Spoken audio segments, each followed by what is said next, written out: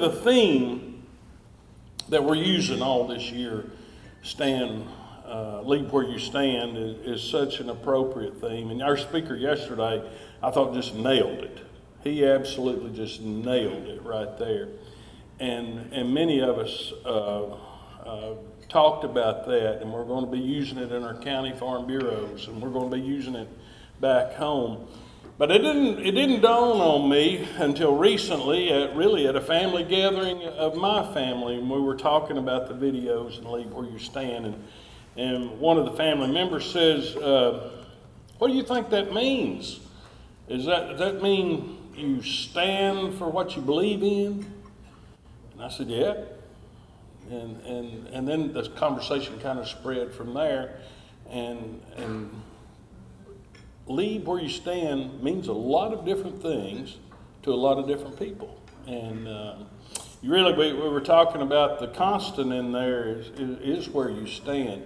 But you could change that first word into a lot of different things. From lead where you stand, to teach where you stand, to learn where you stand.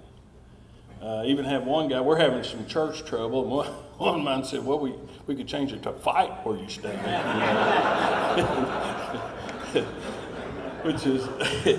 which is all true, of course. But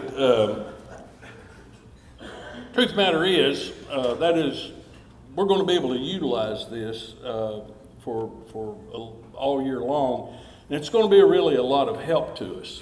But one of the things that I want to impress upon you, that as you lead your county farm bureau,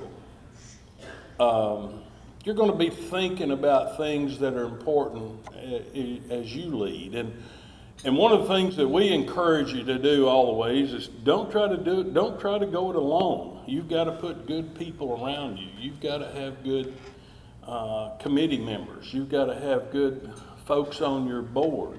And this phrase, this slogan will help you about that. As you put those people around you, think about those personalities and who fits best in what spot. And being able to assume a leadership role is, from a standpoint of folks working with you, so important, isn't it? And as we think about how we lead and how we choose, it is so much about personalities. You know,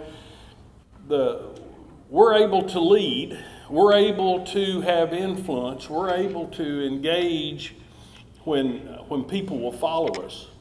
And if we're not exemplifying the things that we need to exemplify, or we're not really acting the way that we need to be, and things that we need to be working on, our folks aren't going to follow us. So we got to think about really what this really means for us, our County Farm Bureau, the organization that we're working in here at Kentucky Farm Bureau. We think about those same things too. If we're going to, as we put committees together, we have to think about the best person to put in to take charge, to lead that committee that will have the most influence. There's back in our area, even at your work, even on your farms and on your operations, the leadership role that you play is choosing and putting folks in the right seats that you need to be in. You know, there's some folks that I was teasing about that fight where you stand. Really, we tease about that, but it's true. You know, there's some folks that they've got little hot buttons all over them. And you're not really going to make them mad unless you push those buttons in the right sequence, and you don't even know what they are. So those are people that are pretty even-keeled, you know. They're actually folks that people listen to because they soak it in and they think. There's folks out there that's got that one big red button, on the front with a hair trigger, and you could even walk by it and it goes off. Those are not the people that you want to be leading an important issue. And So the way that we bring our work, our leadership, our focus to the table makes a big difference how folks can use us, how we can use folks to help us lead, help us work. Those are just things that I think about, that you'll be thinking about, because your job as a county president and a vice president working together to make your county farm bureau really succeed. It takes a lot of thought, a lot of right choices. A lot of these things really come into play. They really do. And I encourage you to study about that and work on that. You know, we truthfully, we kind of like the underdog, don't we? It's always kind of refreshing.